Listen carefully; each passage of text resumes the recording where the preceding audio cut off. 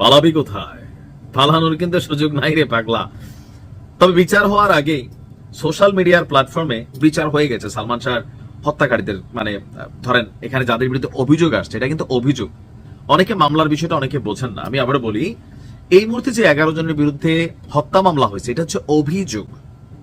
তো এই অভিযোগ ইনভেস্টিগেশন হবে, তদন্ত রিপোর্ট হবে, তারপরে পুলিশ ব্যবস্থা নিবে। ধরেন আসামিরা গ্রেপ্তার হলো, তাদের জন্য 101টা রাস্তা আছে এই মামলা থেকে অব্যাহতি নেওয়ার জন্য। তো এখন এতগুলো জিনিস থাকার পরে হুট করে যখন এমন কোন কর্মকাণ্ড আমরা দেখি এই যুগে আইসা, তখন তো সন্দেহ লাগে ঠাকুর ঘরে কেড়ে আমি কলা খাই না। ভিডিওটা সর্বোচ্চ শেয়ার করবেন, কারণ এখানে কিছু রহস্যময় ঘটনা আমার কাছেও মনে হচ্ছে।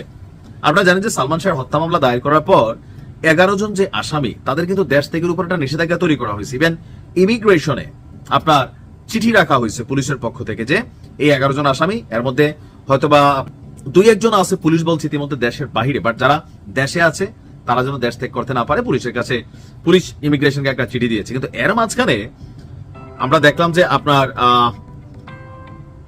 যে মামলাটি হয়েছে, মামলার খুবই গুরুত্বপূর্ণ এবং কি পরিচিত আসামি যারা, এদের মধ্যে হচ্ছেন ডন এবং সামিরা। তো এই দুইজন হঠাৎ করেই আপনার নিরুদ্দেশ। আমরা যদি দেখি আপনার গণমাধ্যমে আসা নিউজ বলছে যে এখানে তার স্ত্রী যে সামিরা হক এবং আমাদের বাংলাদেশের খলনায়ক অভিনেতা ডন, এই দুইজন, তাদেরকে নাকি আপনার খুঁজে পাওয়া যাচ্ছে না।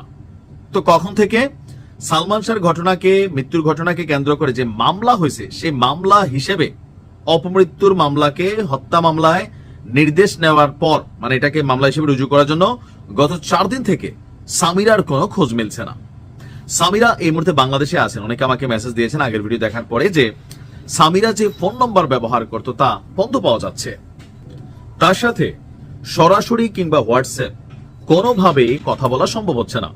অপরদিকে শুধু সামিরা না, অভিযুক্ত আরেকজন ডন হককেও টানা কয়েকদিন ফোন কল এবং খুদে বার্তা দেওয়ার পরও তিনি কোনো সাড়া দেননি।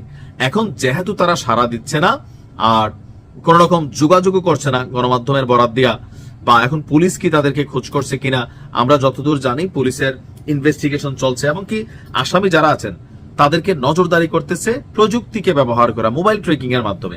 আমার ধারণা পুলিশের এই বক্তব্য সামনে আসার পরে না আসলেও আমরা বুঝতে পারি যে আজকের দিনে আপনি কোথায় আছেন এটা জানা জরুরি, মানে জানতে শুধুমাত্র আপনার ফোনটা থাকা জরুরি আপনার সাথে।